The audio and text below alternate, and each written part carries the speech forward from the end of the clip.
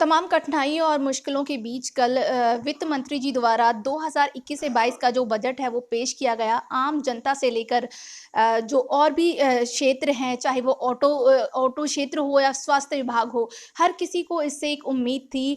अब इसी मुद्दे पर हमारे साथ जुड़े हैं पूर्व कैबिनेट मंत्री विपुल गोयल जी। उनसे जानेंगे कि जो बजट पेश किया गया है, उसमें उनकी क्या राय है और वो इसको किस तरीके से देख पा रहे हैं।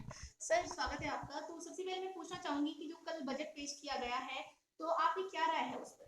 देखिए, जो ये बजट पेश किया गया, इस कठिन परिस्थिति जो आपने बोला ही कि आज पूरा विश्व कोरोना महामारी से गुजर रहा है और उसकी वजह से अर्थव्यवस्था बड़े बड़े जो अर्थव्यवस्थाएं थी वो भी चरमरा गई।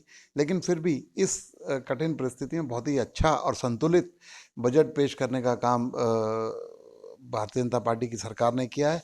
चाहे देखिए, आज किसान आंदोलन की जगह जगह बात हो रही है। किसानों के लिए 75,000 करोड़ रुपए, खेती किसानों के लिए 25,000 करोड़ रुपए, उनकी एमएसपी की बात, जितनी सब बातें इस बजट के अंदर की गई। उसके अलावा हेल्थ सेक्टर जो एक बहुत बड़ा सेक्टर है, 135% की ग्रोथ बढ़ोतरी उसके अंदर दी गई। इंफ्रास्ट्रक्चर की बात कि अच्छा इंफ्रास्ट्रक्चर होगा तो उससे अर्थव्यवस्था के अंदर उछाल भी आएगा, अर्थव्यवस्था तेजी से भी बढ़ेगी।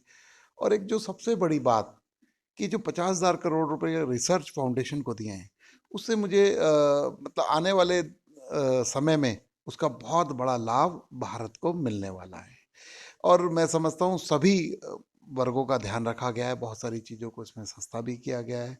और एक सभी लोगों का ध्यान रख के, समाज के सभी वर्गों का ध्यान रख के ये बजट पेश किया गया है। और मैं समझता हूँ एक संतुलित और एक अच्छा बजट, और इस विषम परिस्थिति के अंदर तो मैं इसे 10 में से 10 नंबर दूंगा।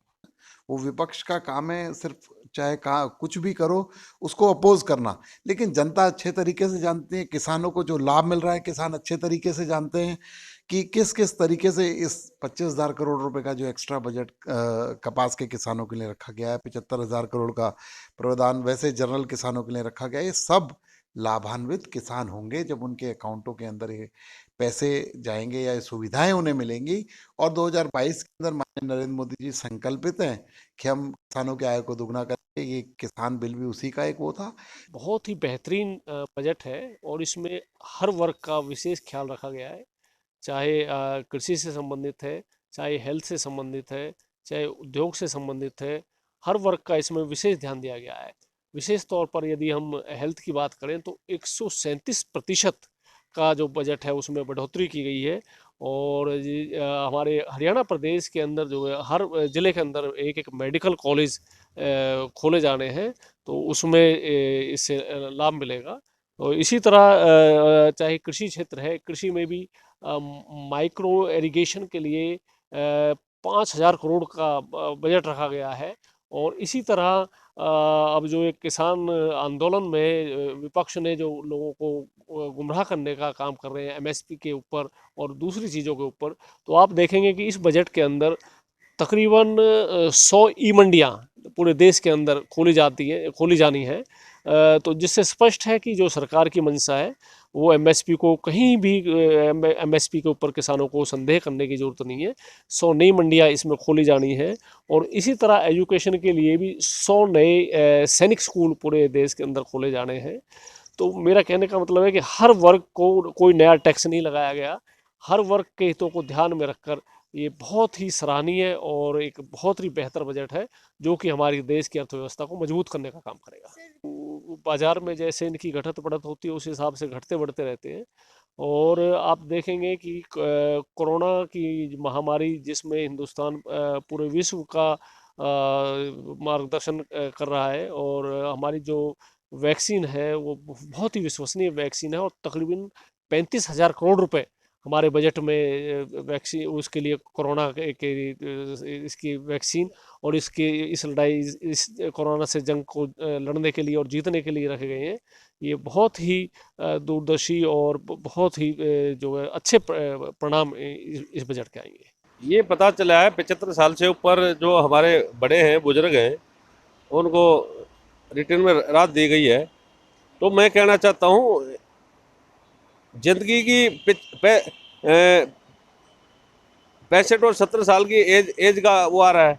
75 साल से तो ऊपर है ही नहीं। युवाओं के लिए कुछ नहीं है, जो महिलाओं के लिए कुछ नहीं दिया गया, कोई राहत नहीं दी गई। को बिजनेसमैन में और को राहत नहीं दी गई, जीएसटी में को राहत नहीं दी गई, किसान बेचारे परेशान हैं। ये सारा जो बजट है जुमला साबित होएगा। जो पहले जो सपने दिखाए थे पूरे देश की जनता को, आज भी वही बात है, जुमला साबित होएगा। ये कहते थे हर गरीब को 2022 तक मकान मिलेंगे, मिल गए? कहाँ मिल गए? ये जुमले की बात करते हैं, जो गुमराह करने की बात करते हैं। देश की जनता को गुमराह करने का काम है इनका। ये जो आज जनता देख रही है, आने वाले 2024 में बता देगी कितने जुमले हैं, जनता सबक सिखाने का काम करेगी। देखिए, जैसा कि हम लोग समझ रहे थे, बहुत ही निराशाजनक बजट है। ये केंद्र सरकार इस बजट के साथ एक डिस्क्लेमर लगाना भूल गई कि इस बजट का आम आदमी से, गरीब आदमी से कोई वास्ता नहीं है। मैं समझती हूँ कि एयरपोर्ट बेच दो, सड़क बेच दो, बिजली ट्रांसमिशन लाइंस बेच दो, आप वेयर हाउसेस को बेच दो, ये सारी की सारी देश की संपत्ति मोदी सरकार बेचने में लगी है, लेकिन बनाने के लिए इनके पास कुछ नहीं था। मैं समझती हूँ कि इस सरकार ने पहले अपना ज़मीर बेचा, फिर इसने अपना ईमान बेचा। इसका आत्मसम्मान नहीं था, इसलिए वो बिका नहीं, वरना ये अपना आत्मसम्मान भी बेचती मोदी सरकार। मैं जानना चाहती हूँ कि आपने सरकारी संपत्तियों का नाम बदलने के अलावा और उनको बेचने के अलावा देश में किया क्या है? जनता जानना चाहती है।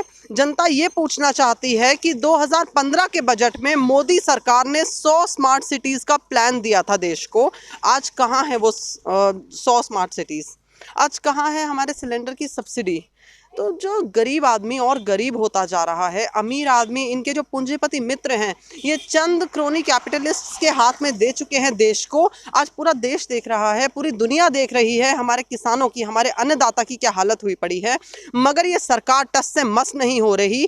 दिन प्रतिदिन चाइना इन्वेड करता जा रहा है हमारी कंट्री में, हमारे देश में अपने गाँव बसाता जा रहा है, लेकिन ये सरकार उस पर एक शब्द नहीं बोल रही, कोई एक्शन नहीं ले रही। और आज जो हमारे अन्नदाता अपनी जायज़ मांगों के लिए सड़क पर खड़े हैं, बैठे हैं खुले आसमान के नीचे, वहाँ पर ये बिल्कुल एक बॉर्डर की स्थिति बना चुके हैं। वहाँ सबसे ज़्यादा विकास होता दिख रहा है आज हमारे को देश में। तो बहुत ही निराशाजनक बजट रहा। देश के हालात ख़राब हैं, मगर मोदी सरकार सिर्फ अपने पूंजीपति मित्रों के साथ खड़ी हुई है और उनको फेवर करती नज़र आती है। आप देखिए, हाथ कंगन को आरसी क्या और पढ़े लिखे को फारसी क्या। आज देश का किसान पिट रहा है, उसको डंडे बरसाए जा रहे हैं उसके ऊपर। आप इस पर जवाब दीजिए। आप ये मत बताइए कि केंद्र सरकार कितनी आय दे रही है, कितनी आय कर रही है किसानों की। आप ये बताइए, आज हमारा किसान रो रहा है। आज कम से कम भी 150 से ज़्यादा किसान शहादत दे चुके हैं। कहाँ है मोदी सरकार का दर्द? कहीं दर्द नज़र आता है तो मीडिया हमें बताए और हम उसको आगे बताएं कि मोदी सरकार को ये दर्द है किसानों की शहादत पर, उनके परिवारों के बिखरने पर। मैं कहती हूँ कि जहाँ चाइना को रोकने की बात है, वहाँ पे आप किसानों को रोक रहे हैं प्रदर्शन करने से। शर्म आनी चाहिए कि हमारे देश में इस तरह की तानाशाह सरकार आज राज कर रही है और किसान सड़क पर रो रहा है, मर रहा है। तो अभी आप सुन रहे थे यूथ कांग्रेस की राष्ट्रीय प्रवक्ता पराग शर्मा जी को, जिन्होंने साफ-साफ शब्दों में कहा है कि जो ये बजट पास किया गया है वो बिल्कुल भी जो आम जनता है, किसान है, किसी के भी हित में नहीं है। इसको सिर्फ जुमलेबाजी बताया गया है। इसी तरह हमने और भी नेताओं, विधायकों से बात की है, मिले जुले रिएक्शन इस पर सबके आए हैं। अब देखना ये है कि जो ये बजट पास किया गया है किस तरीके से इसको इम्प्लीमेंट किया जाएगा, ताकि इससे लोगों को फ़ायदा हो सके। देखते हैं कि किस तरीके से लोगों के हित में ये साबित होगा।